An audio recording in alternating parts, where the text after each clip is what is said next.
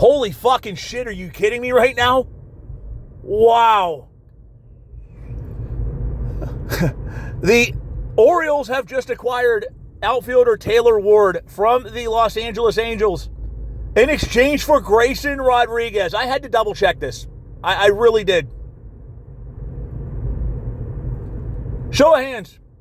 Who had the Orioles trading Grayson Rodriguez on your bingo card for this offseason? I sure as hell didn't. Not stunned that the Angels traded Ward. That was a foregone conclusion heading into the festivities that are. And if you made a list of most likely players to be dealt, Ward would probably be 1 or 2 on that. It's just a matter of when, where, and for who. But if you'd have told me this was going to be the return, holy shit. Wow. Now, before it seems like I'm bashing on Ward, okay? I get why the Orioles had interest in him. I get why they picked him up. You're talking about a player who, on a shitty Angels team, hit 36 homers, a career high. Also had a career best 103 RBIs. Ever since becoming a full-time starter back in 2022, all he's done is produce. Has hit 20 or more home runs in 3 of those 4 campaigns. And the only reason he didn't hit 20 in 2023 or more is because he was hurt. He only played 97 games, hit 16. I mean, there's no way of jumping in a crystal ball and knowing for certain, but is it unreasonable for us to state that had he played a full 162-game schedule, he would have hit 25 plus? Hell, he might have eclipsed 30. Downer of him was his .228 batting average this year, but you know what? That's the floor. Right? And let's be honest, we don't look at batting average the same we once did. Right?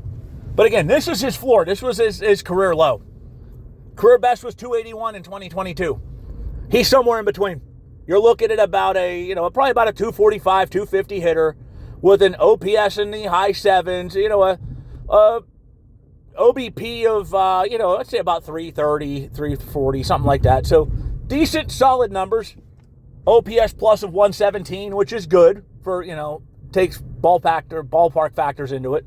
So that's, that is well above the league average. Going to Baltimore, he's going to have much more hitter-friendly ballparks he's going to be playing out on a regular basis, including his home games. So it's not unreasonable for us to say that he could wind up hitting 40 homers this year. At worst, getting 36 again, another 103 RBI season. If he hits 250, that's not terrible. That's a pretty damn good pickup for the Orioles. So it's not against them. I mean, now there are caveats. He is a free agent at the end of the year. They're going to have to pony up the coin to get him. I mean, he's not going to break the bank like Ohtani did or like Soto. Not Kyle Tucker money, but, he's not coming for pennies, nickels, and dollars either. Now, the biggest thing, he's 32. So basically, the Orioles gave up 4 years of team control because Rodriguez has yet to even hit arbitration. So he gave up 4 years of control at a price-happy figure for the organization for a 32-year-old at the start of the season who very well could walk at the end of the year. That's where I'm confused. And this is an Orioles team that's pitching staff sucks. No nice way of putting it. They are hurting for pitching bad. And they just traded their highest ceiling pitcher, who's 26 years old. I'm confused. I get it. Rodriguez has not pitched an outing since August of 2024. He's got that chronic elbow and lat issue. Strong chance he's going to get Tommy John. I've also heard more than one grumblings that he's a pain in the ass to deal with. Not exactly the model teammate. But he's not disrupting the organization, right? And let's be honest, it's been, he's ready to come back next year. There's no guarantee he's going to get Tommy John right away. And if he does get Tommy John, guess what? We see Cy Young Award winners. Some of the best pitchers in the league who have had it fucking twice. Maybe Baltimore goes out this offseason and, I'm assuming this is their plan and walks away with 2 pitchers. Maybe they go sign Dylan Cease or Michael King. Maybe they go out and sign Zach Gallen. Some combination of 3. Maybe they really dig deep and trade for Tariq Skubal. I don't see that happening, but, hey, there's a lot of maybes in here. Maybe when this is all said and done, we won't be talking about the fact that they traded Rodriguez. Maybe this is a blessing in disguise for them. I don't know. What I do know is that this is very risky. Very risky. Even if Ward becomes what I think he can for the next 3 years, 4 years.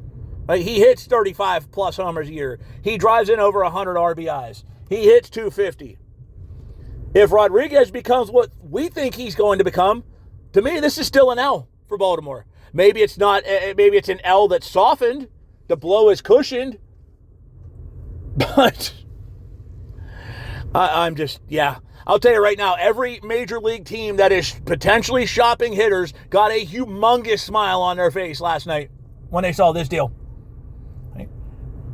Mike Hazen in Arizona has got to be jumping for fucking joy, because if he does trade Ketel Marte, he said the value is going to be, we know the value is going to be sky high. Well, guess what? It's going to cost even more than that. For anybody tells me Marte is 32, guess what? So is Taylor Ward's going to be that at the start of the year. Marte just turned 32. So Arizona, if they want to trade Marte, they will clean fucking house. The Guardians, Stevie Kwan, yeah, they're pumping their fist right now. So the bar has been set, man.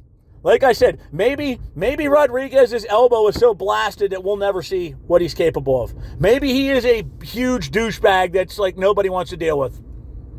But on paper, on surface, and you cannot grade a trade for years, but right now this looks like a huge what the fuck for Mike Elias and the Baltimore organization, and a grand slam for an Angels franchise that frankly can use all the good press they can get.